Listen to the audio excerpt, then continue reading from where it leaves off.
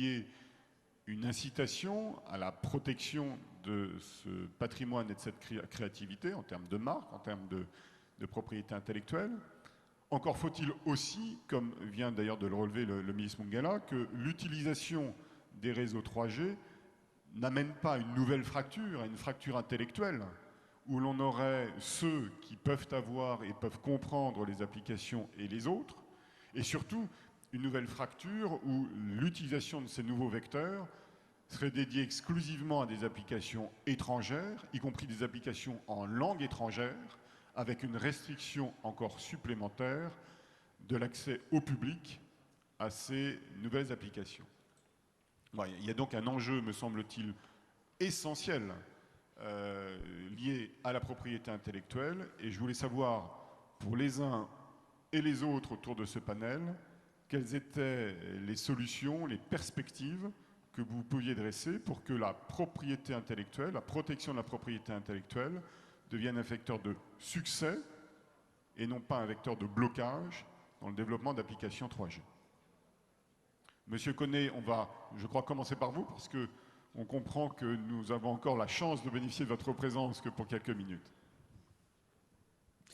Merci. Il s'agit là d'une question relativement complexe. Pour rebondir sur la fin du débat précédent, mais qui est en ligne avec celui-ci, notre opinion est qu'il s'agit aujourd'hui, à mon sens en tout cas, d'une remise en cause fondamentale de l'économie du secteur des TIC. Aujourd'hui, cette économie s'équilibrait parce qu'il y avait des fournisseurs d'accès, il y avait des opérateurs ou de téléphonie fixe ou de téléphonie mobile, il y avait même des fournisseurs d'infrastructures, etc.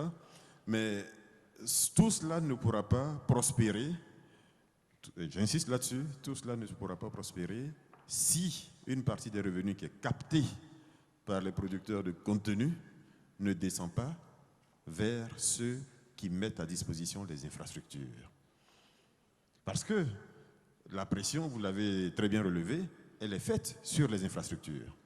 Quand on dit que ça ne marche pas, quand on dit que c'est trop lent, quand on dit qu'il n'y a pas assez de débit, etc., ben c'est le fournisseur d'infrastructures. Alors que le contenu, ce n'est pas eux qui les mettent. Le contenu, il vient d'ailleurs, le contenu, il est vendu ailleurs, et le produit du contenu est encaissé ailleurs.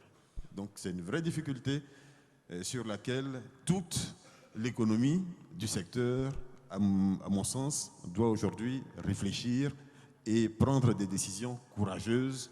Sinon, nous allons aller vers le mur, c'est-à-dire une situation de blocage dans laquelle les fournisseurs d'infrastructures vont arrêter d'investir parce que ce ne sera plus rentable pour eux.